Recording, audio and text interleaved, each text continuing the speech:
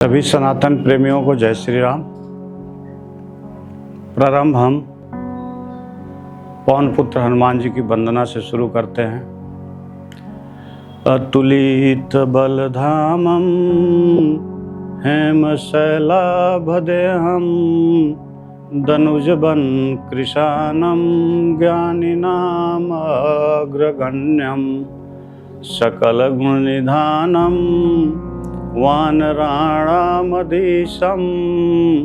रघुपति प्रिय भक्तं वात जातं नमाम। अतुलित बलधामम हनुमान जी की वंदना के बाद अगर उनके प्रभु श्री राम की वंदना नहीं की जाए तो अतिशयोक्ति होगी। तो एक ऐसी वंदना प्रभु श्री राम की जिसके विषय में कहा जाता है कि अगर वो सिर्फ 3-4 लाइन पढ़ ली जाए तो पूरे रामायण का फल मिल जाता है। तो प्रभु श्री राम की वंदना शुरू करते हैं। आदो राम तपोवनादिगमनम हत्वा मृगा कांचनम वैदेही हरणम जटाउमर्णम सुग्रीव संभाषणम बाल निग्रहरणम समुद्रतरणम लंकापुरी दानम पश्चात रावण कुंभकर्ण हननमेतधी। रामायणम। बोले पवन पुत्र हनुमान की जय। सभी सनातन प्रेमियों, आज हम पवन पुत्र हनुमान जी की चर्चा करेंगे, लेकिन चर्चा के पूर्व कुछ बातें जान लेना बहुत जरूरी है।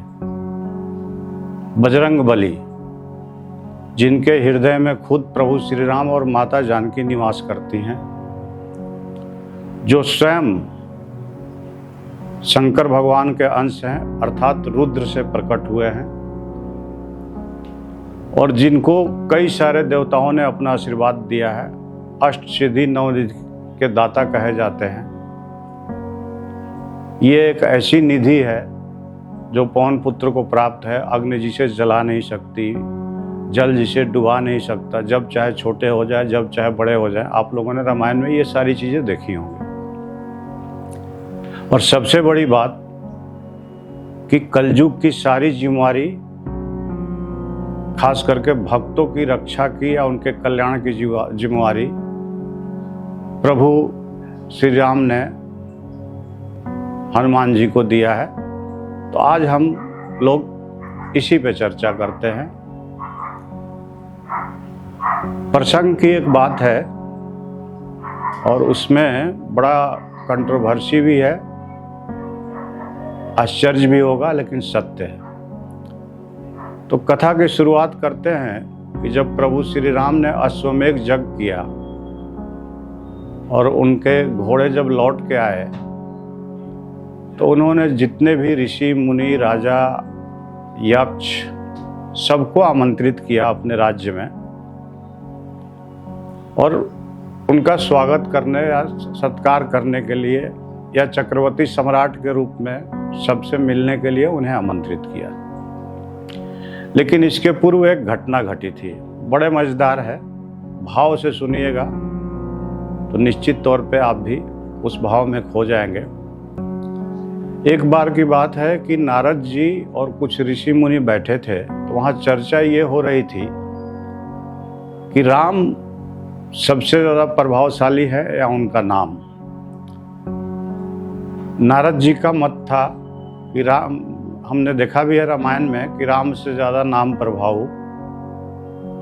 तो नारद जी का मत था कि नहीं, भगवान राम तो ठीक है अपनी जगह जो है हैं, लेकिन उनके से ज़्यादा उनका नाम का प्रभाव है।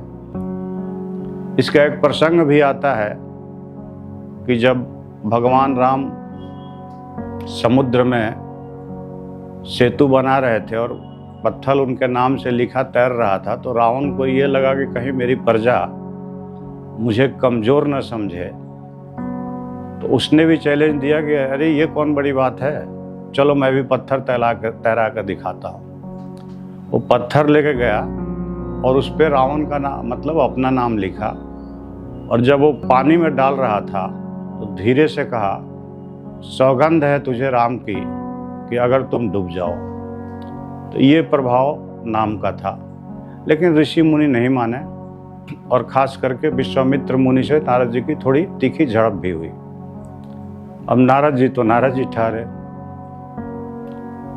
कहीं ना कहीं कुछ गड़बड़ी तो करने की उनकी परंपरा रही है।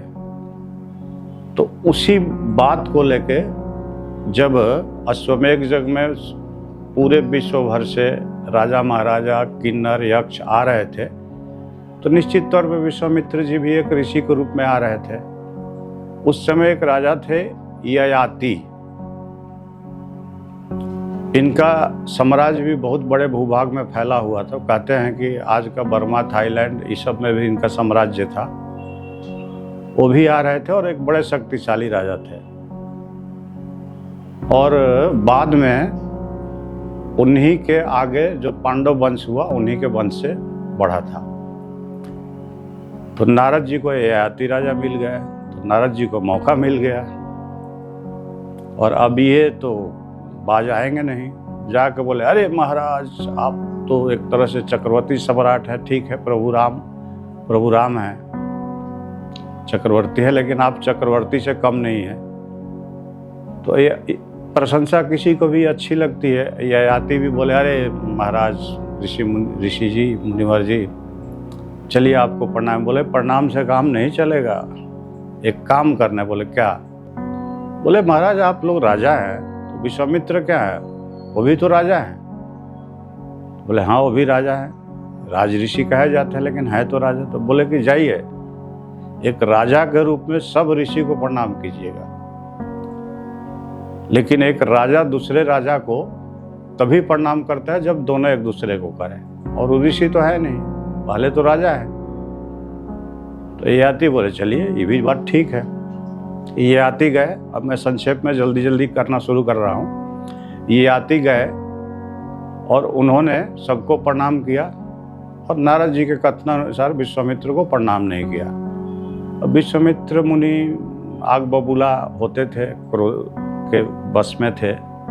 वो सीधे राजा राम के पास पहुंचे, प्रभु राम के पास। बोले कि आपके दरबार में या आपके राज्य में एक राजा ने मेरा अपमान किया है, और मैंने प्रण लिया है कि आप उसका वध करेंगे।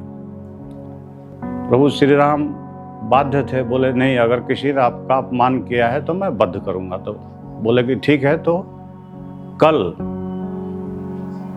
सूर्यास्त के पहले पहले आप ययाति राजा का वध कर दीजिए। अब जब ये खबर ययाति के कानों में पहुंची तो तड़पड़ने लगे। खोजते खोजते गए नारद जी के पास। है महाराज, आपने तो मुझे ऐसा फंसाया कि मेरी जान पे बन रही, अब तो मेरा कल जान जाना निश्चित है, मैं आपके बातों में आ गया। नारद जी बोले अरे नारायण नारायण, क्या कहाँ संकट में पड़े हैं। आप एक काम कीजिए, आप माता अंजनी के पास जाइए और उनका पैर पकड़ के तब तक नहीं छोड़िएगा जब तक कि वो आपको अभय की वरदान नहीं देती है, यानी आपको सुरक्षा प्रदान नहीं करती है। बोले इससे क्या होगा? बोले अरे जैसे कहते हैं कीजिए, अगर आग हमने लगाई है तो बुझाएंगे हम ही। ये आती माता अंजनी के पास पहुँचे, माता माता करके उनके चरणों में गिर गए। माता बोली बेटा उठो, सुखी हो, स्वस्थ हो। बोले नहीं, इस आशीर्वाद से अब काम नहीं चलेगा, मुझे प्राण रक्षा चाहिए। बोली पहले आप बताओ तो सही कि किससे प्राण रक्षा चाहिए, क्या होगा? बोले नहीं, जब तक आप मुझे वचन नहीं देगी तब तक मैं पैर नहीं छोड़ूंगा। अंत में माता अंजनी को वचन देना पड़ा कि ठीक है, आपकी प्राण रक्षा हो जाएगी, मेरा पुत्र बलशाली है, वो आपकी रक्षा करेगा, अब उठिए। लेकिन जैसे उन्होंने सुना कि प्रभु श्री राम ने कल सूर्यास्त तक मारने का प्रण ले लिया है, तो वो भी थोड़ी विचलित हुई। तुरंत हनुमान के पास संदेशा गया। हनुमान जी प्रभु के दरबार में थे, सेवा में थे, लेकिन अब माँ का वचन था तो उन्होंने प्रभु से आज्ञा मांगी, माँ के पास पहुँचे। माँ बोली बेटा ऐसे ऐसी बात है। हनुमान जी बोले नहीं माता, मैं दुनिया में किसी से मुकाबला कर सकता हूँ, प्रभु राम से नहीं। वाद विवाद हुआ, अंत में माता अंजनी बोली ठीक है पुत्र, तुम जाओ अपने प्रभु की सेवा करो, लेकिन मैंने वचन दिया है तो मैं इनके लिए लड़ूंगी और मेरे मृत्यु के बाद ही प्रभु श्री राम मार सकेंगे। अब हनुमान जी को ये बात चुभ गई। पुत्र थे, बोले ठीक है माँ, जब आपने वचन दे दिया तो मैं इनकी रक्षा करूंगा। खबर भिजवा दिए कि अब मैं आज नहीं आ पाऊंगा दरबार में। सुबह सुबह वो जमुना के तीरे ले गए याति को, दोनों जमुना में स्नान किए और हनुमान जी बैठ गए। अब मैं जो बताने जा रहा हूं वो बहुत महत्वपूर्ण है। जो हम सुनते हैं, मंत्र जाप करते हैं ना, श्री राम जय जय राम, इस मंत्र का क्या महत्व है इन पंक्तियों से उजागर हो जाएगी। हनुमान जी आगे बैठ गए, पीछे ये याति को बैठा लिए, बोले कि सिर्फ श्री राम जय जय राम मंत्र का जाप कीजिए। और हनुमान जी अपना करताल लेके और याति अपना थपड़ी बजा के दोनों श्री राम जय जय राम करते रह गए। शाम हो गया, सूर्यास्त हो गया, प्रभु श्री राम लौट गए। बोले अब आज नहीं, कल वध करेंगे। तब ये याति ने पूछा हनुमान जी से कि आखिर इस मंत्र में कौन ऐसी शक्ति है कि प्रभु श्री राम लौट के बोले देखो, इस मंत्र की शक्ति जानना है तो 3 चीज सोचो। श्री राम जय जय राम, इसमें पहला शक्ति ये है कि अगर प्रभु बाण छोड़ते हैं तो पहले खुद को मारेंगे, यानी राम को मारेंगे। उसके बाद प्रिय भक्त राम के प्रिय भक्त हनुमान को मारेंगे और तब आपको मारेंगे। इसलिए वो बाण नहीं चला सके। चलिए, पहला दिन गुजर गया। ये याति डरे हुए थे। हनुमान जी बोले अब नहीं है। दूसरे दिन फिर ये जमुना किनारे बैठे। इस बार मंत्र बदल गया। जय सिया राम जय जय हनुमान, जय सिया राम जय हनुमान, श्री राम जय जय राम। अब आए तो प्रभु बोले कि अरे कल तक तो सिर्फ मैं ही था, आज तो माँ जानकी भी है और साथ में अपना नाम लगा ही दिया और मैं तो हूँ ही। बोले आज भी मारना संभव नहीं है। फिर लौट गए। अब विश्वामित्र मुनि के अंदर आग तो खोल ही रहा था। तीसरा दिन जाके राम को थोड़ा कटु वचन बोले राम, लगता है कि आप अपने भक्त से डर गए हैं और ये याति को मारना नहीं चाहते। अगर आप मेरी वचन का उल्लंघन करना चाहते हैं तो कह दीजिए, मैं चला जाता हूं अपमानित होकर। तो कहावत है ना कि रघुकुल रीत सदा चली आई, प्राण जाई पर वचन न जाई। तब प्रभु राम ने एक वचन लिया, बोला आज अगर मैं ये याति का वध नहीं करता हूं तो मैं वापस नहीं आऊंगा, वहीं अपना प्राण त्याग दूंगा। सुबह सुबह गए। आज मंत्र बदल चुका था। रघुकुल रीति सदा चली नहीं, रघुपति राघव राजा राम, पतित पावन सीताराम, जो बाद में महात्मा गांधी का प्रिय भजन बना था। अब कल तक तो प्रभु श्री राम थे, माँ जानकी थी, प्रिय भक्त हनुमान जी थे। अब इनके कुल के रघु जुड़ गए, यानी बात अब खानदान तक पहुंच गई। यानी वध करेंगे तो अब कहीं ना कहीं खानदान पे बात जाएगी। अब प्रभु श्री राम धनुष पे बाण चढ़ा के इंतजार कर रहे थे, कभी तो चुप हो, कभी तो चुप हो। शाम हो गई, मंत्र चल रहा है, जाप चल रहा है। अब सूर्य अस्त नहीं हो रहा है, क्योंकि प्रभु श्री राम सूर्य कुल के थे। अगर अस्त हो जाते तो प्रभु श्री राम को खुद को मारना होता। अब सूर्य अस्त ही नहीं हो रहे हैं। समय बढ़ता रहा, हाहाकार मचना शुरू हुआ। नारद जी गए विश्वामित्र के पास। बोले प्रणाम नहीं किया तो कहा भूचाल आ गया, चलिए 10 बार प्रणाम करवा लेते हैं आपसे। चलिए महाराज, आप ऋषि कैसे बन गए? नारद जी ने उनको धिकारा। विश्वामित्र को गलती का एहसास हुआ। वो जाके बोले प्रभु राम, मैंने क्षमा कर दिया, वापस लौटो। जैसे बोले सूर्य अस्त हो गया। तब नारद जी ने कहा कि ये सब इसलिए करना पड़ा क्योंकि आप लोग प्रभु राम को श्रेष्ठ मानते थे, जबकि मैंने कहा था कि राम से ज्यादा उनका नाम का प्रभाव है। आपने प्रभाव देख लिया नाम का, वही नाम था जिसके कारण प्रभु खुद बाण नहीं चला सके थे।